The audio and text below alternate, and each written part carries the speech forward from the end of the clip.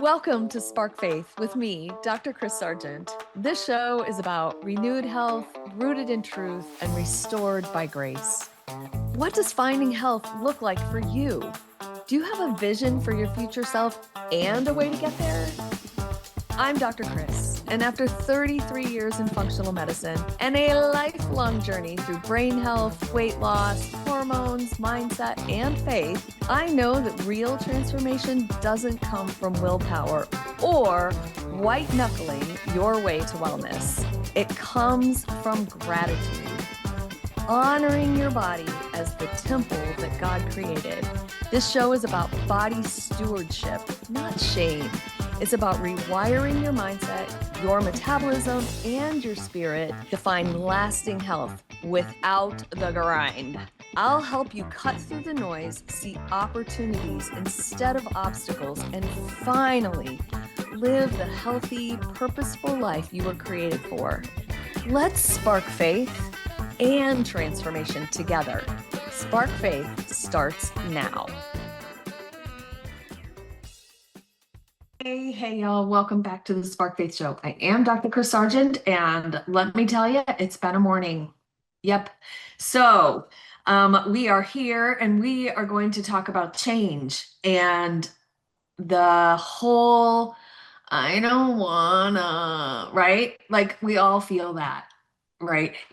We all feel that sometimes when we think about change, and we talked some a little, we like tiptoed into this last week when I was talking about health being a direction versus a destination. And I got to thinking about, okay, how do we get there though, right? Like it's choice after choice, and wow, that sounds lovely, and that's easy, right? And right, because there's usually two coins and two sides to each coin, right?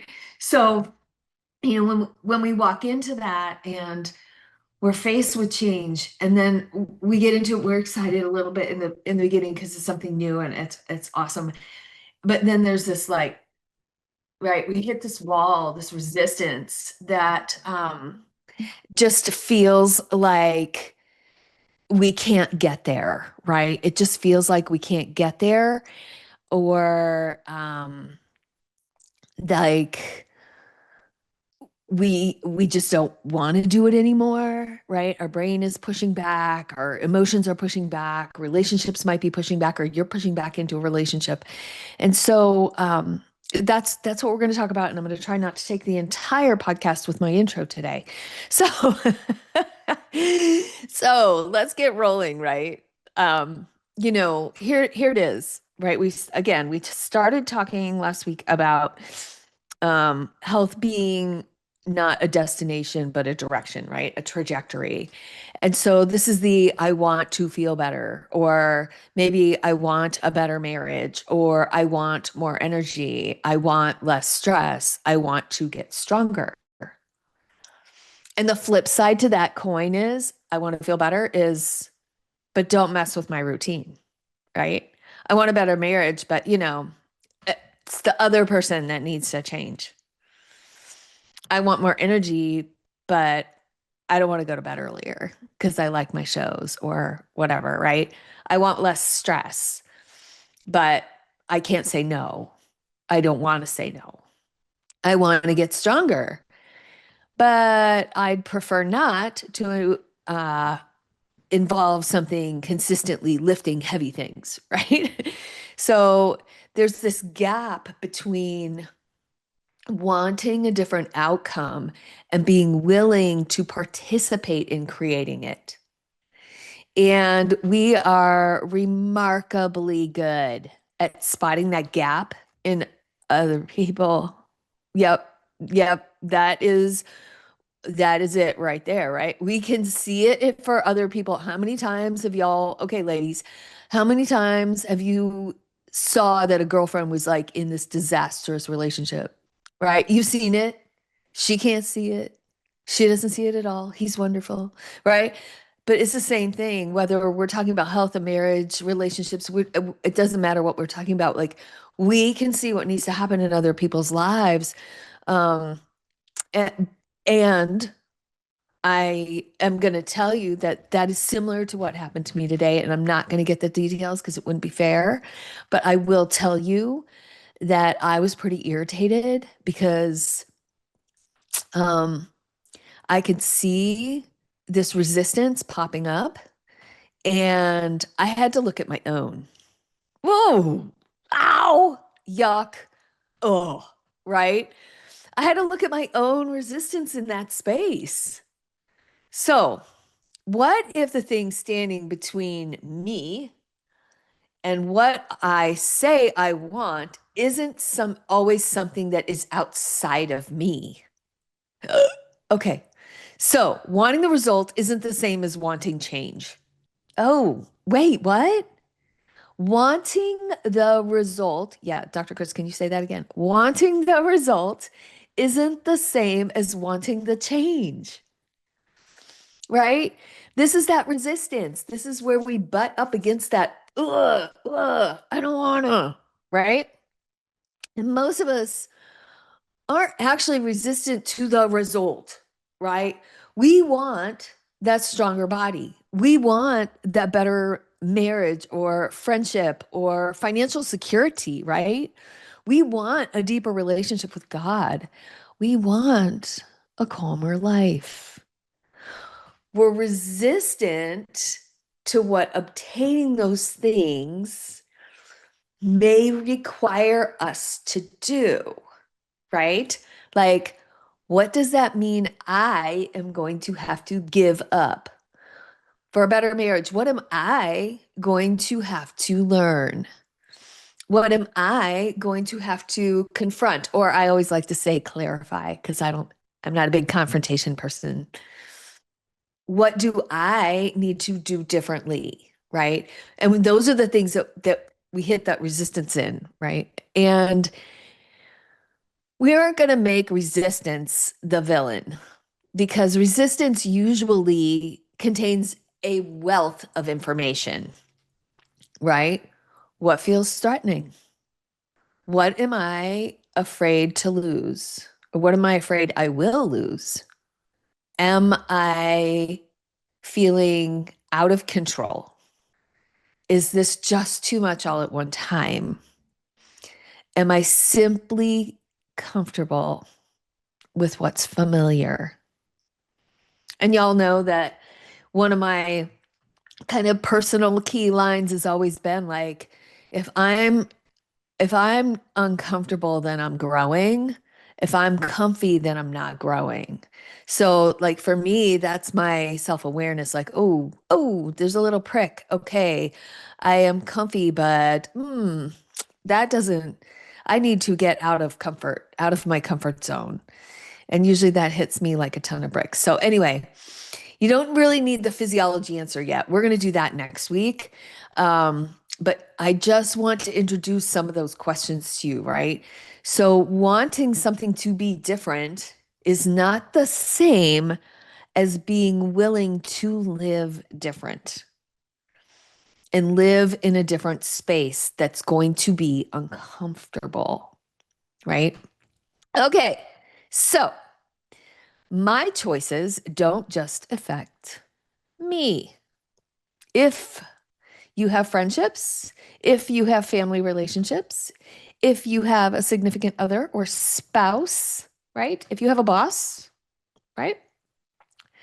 We talk so much about our autonomy. Being an individual is a big deal right now. And I could go on and on about how that has affected theology and all the things in Christianity. However, that's not what we're talking about today. But my choices don't just affect me, right? This is a relational turn here. And it's like my body, my time, my money, my decision. And that is true, right? All of those things are true.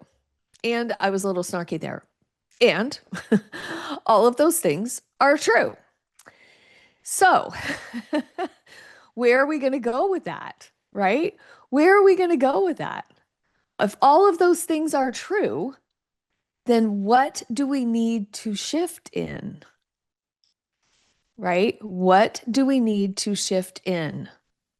Okay, so we need to shift in this false belief that our autonomy, gosh, I'm having trouble speaking today, but our autonomy doesn't eliminate consequences, right?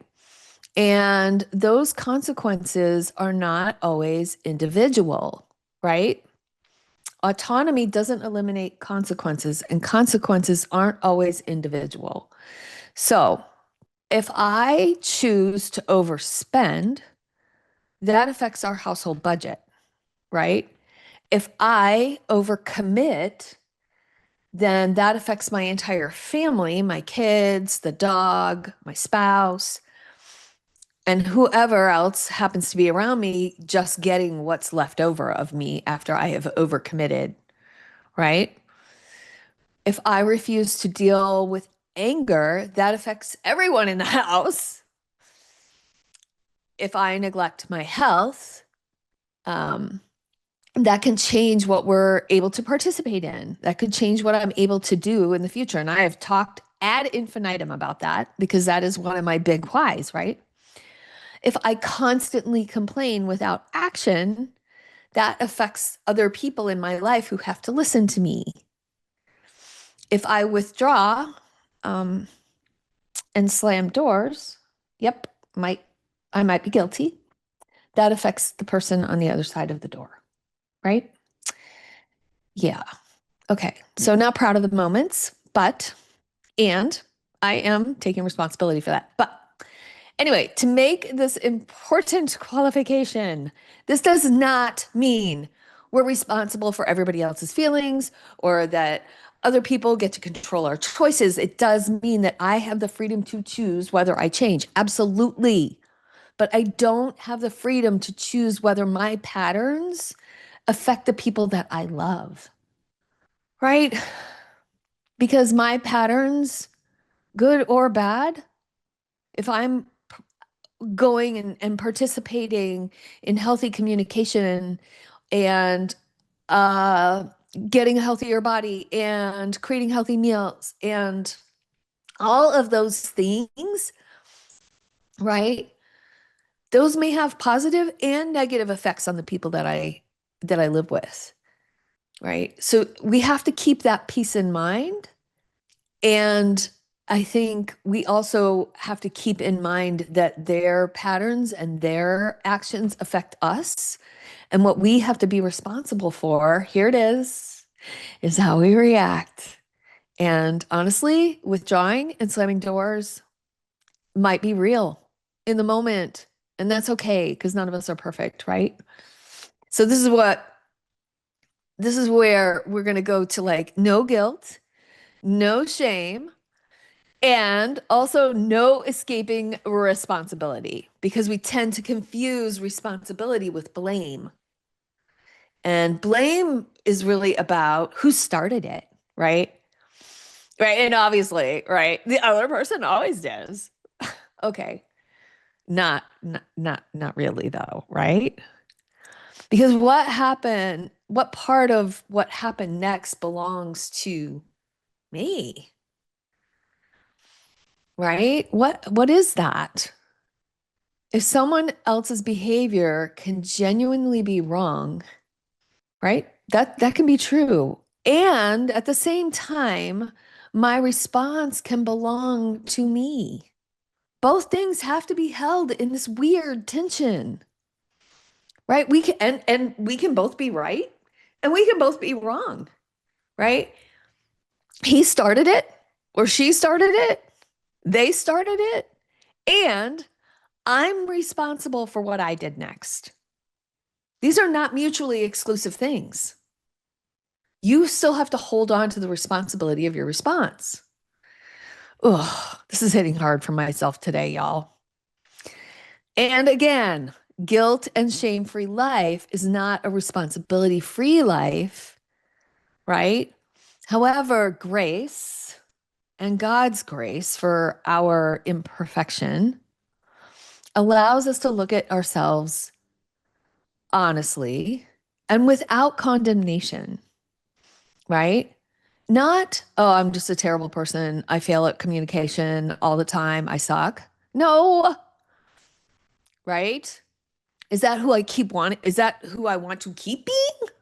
No, absolutely. However, this is the kind of moment where truth has to happen, right? You know, being angry, not mildly annoyed, genuinely angry. You think you have this good case, right? Got the evidence. I have the exhibits. I've got the opening arguments. However, right? Else can genuinely do something that hurts me and make a poor choice or misunderstand me, disappoint, whatever. And I'm still responsible for what happens next, right? And those things, like I said, can be true at the same time. I don't have to pretend that something didn't hurt just so I can take responsibility for my response. I don't have to excuse a behavior.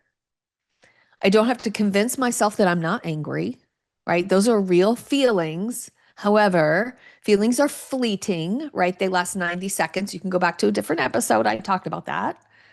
But I do have to take the responsibility for what is mine, right? And I can tell you that in therapy, and right, we're still all working on ourselves, that when I don't feel seen and unheard, I withdraw, right? When I feel unheard and unseen, I am going to withdraw, which, like, that feels backwards, right? I get quiet, shut down, and, I may actually close the door with a little more enthusiasm than the manufacturer intended. There, I said it. So, anyway, I'm not going to get into all of that because that's not what I want to talk about. However, I can tell you that over the last few hours, I've had to ask myself, is this who I want to be when I'm upset? Right? Because now we're back to who are we going to become in this moment of change? I can resist that and just blame, or I can move through that resistance and come out on the other side and be able to respond in a completely different way. So, right? And again, we are not perfect, right? Maybe I haven't had enough sleep. Maybe I've had way too much coffee. Maybe I worked out kind of hard this morning. And now I'm feeling like, okay, I can own my piece in this.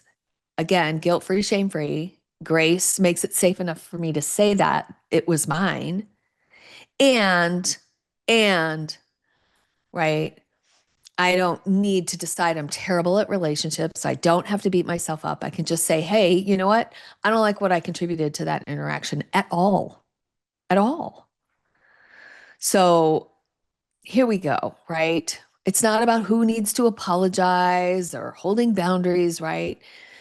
My boundaries, my choices, my willingness to listen, my willingness to apologize, my willingness to grow. And yes, apparently, even the velocity with which I might close a door, that's mine. And the hardest part is I don't have to wait for somebody else to change before I decide who I want to be, right? So I can only manage my side of the street. And so when we hit those resistance pieces and realize that it might be affecting other people, we can't just go out there and start blaming the other people. Well, every time you tell me that, it just makes me not want to do it. I don't wanna, right? Okay, well, that's certainly one way to respond. And how is that getting you where you want to go? And who are you becoming in staying in that space? We can waste a tremendous amount of energy trying to get other people to change, right? Whether it's our children, big or small, right? Adult children. I've talked about my daughter. I've talked about my son, right? A coworker, a friend, a client. We advise, remind, encourage, explain. Then we push, we nag, we rescue, we manage. Especially, and this brings us back to the beginning, right? We can see clearly what they need to do. The girlfriend who's in a terrible relationship. But eventually, Their side belongs to them. And the uncomfortable second half of that is I have to stop managing their side of the street. We have to stop managing their side of the street. And I have to manage my own. And that is, how do I respond? What boundary do I need? What conversation am I avoiding? Right? What pattern keeps showing up? Who do I want to be when the other person doesn't change? I can't take responsibility for someone else's choices without eventually neglecting responsibility for my own. So we are going to close pretty quickly here. I have a little bit of time left, and I feel like I've just kind of been on a little bit of a rant today. And I think that sometimes the most faithful question isn't, how do I get the situation to change, right? The faithful question is, God, what is mine to do here? And when you're feeling that resistance, maybe you're that person that instead of you seeing the girlfriend, maybe you're the girlfriend and you actually know your relationship isn't great. What if you're that person and you can see it, but you don't know, like, what do I need to own in that poor relationship? Right? What do I need to release in that poor relationship? Right? Who needs a boundary? What needs a boundary? Where do I need to have courage? Where do I need to have patience? Where am I being invited to change? Right? Last week we said health is not a direction. Health is a direction, not a destination. This week is, I can't choose anybody's direction. I can only choose mine, right? Becoming doesn't begin with everybody around me finally getting their act together. It begins when I'm willing to look at, very honestly, at what belongs to me, right? And so that change really has to begin with ownership.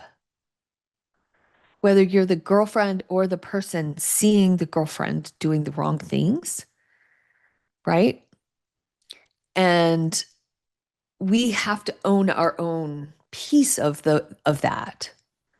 And we don't have to own everything, right? We're certainly not to take ownership of someone else's choices, but honest ownership of what God has placed within our agency to choose, that is what we have to own, right? So where do we go from here, right? We've pushed up against this resistance place. Let's say I don't want to do the work that it takes to learn piano. All right, I'm just going to pull one out of the hat. And yet, I really deeply want to learn piano. How do I play, right? I don't want to put aside the time. I don't want to practice. I don't, right? Maybe you've seen this, maybe you were that person as a kid, right? And your mom nagged you, blah, blah, blah, blah, blah. How do we shift those places? First of all, we have to acknowledge the fact that the little person inside of us that's saying those things is just afraid of the change. So we have to soothe that. And we have to talk to our little committee in our head, because we have a committee up there, right? Y'all, we all have a committee in our head. And we'd say, okay, I'm not a child anymore, and I am choosing an adult way to work through this resistance. I'm going to choose to take care of what is under my control. And I'm going to put aside what isn't. That's right. I told you, 2 coins, 2 sides. It's very human to get in this place of their side belongs to them, whether you're being the nag or you're the naggy, right? And I can't manage the nagger. I can only manage me.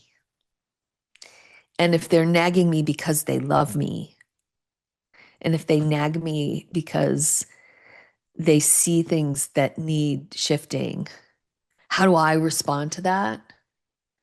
Am I going to also respond in love? Right? Maybe I didn't today. Yep, maybe I didn't today. And to have the courage to have the harder conversations that lie below that is the responsibility of both parties at some point, because that's what makes relationships grow, right? That's what makes them shift and mold into long-term, healthy, long-lasting relationships with whether it's a girlfriend or learning piano, right? Your relationship with yourself and keeping promises to yourself about learning piano or making health decisions, whatever that is. Okay, so I am going to wrap this up, and next week we're going to talk about regulation, because okay, if I genuinely want to change the way that I responded poorly today in the thing, and I'm taking ownership, my brain and my body still prefer this old familiar pattern, right? And so now we have to talk about predictive processing and familiarity and the physiology of change, which means we have to start laying down some new tracks in our brain so that we can get out of the rut that we've had and change and shift, which takes some work, right? Like if you're digging a hole to put a new plant in, I just planted 3 trees. It's hard to dig those holes. And then you have to cover that hole back up and dig another hole so that you can be in a different place and that a different tree can go in there, right? Okay, enough of that. I love you guys. I hope this was understandable. I hope that you have some renewed health, maybe relationally, mentally, physically, emotionally, that it is rooted in truth and that it is restored by grace, because God gives us all that grace and there is no shame or guilt in any of this. We are imperfect humans working towards looking a little bit more like Jesus. All right, you guys, I love you. Hit subscribe, do all the things. Talk to you next week. Bye. You've been listening to Spark Faith with me, Dr. Kris Sargent. This show is about renewed health, rooted in truth, and restored by grace. Tune in every Thursday morning at 9:30 a.m. Pacific on the Transformation Talk Radio for more simple, faith-fueled steps to live the vision God placed in your heart. Are you ready to take the next step? Schedule a discovery call or connect with me at drkrissargent.com. That's DRKRIS Sargent.com. While you're there, download my free ebook, Endless Energy, the 6 non-negotiable keys to endless energy, and sign up for an upcoming masterclass. Don't forget to subscribe, like, share the show, and I'd love to connect with you on social media at Dr. Kris Sargent. Let's keep sparking faith and transformation together. Can't wait to see y'all next time.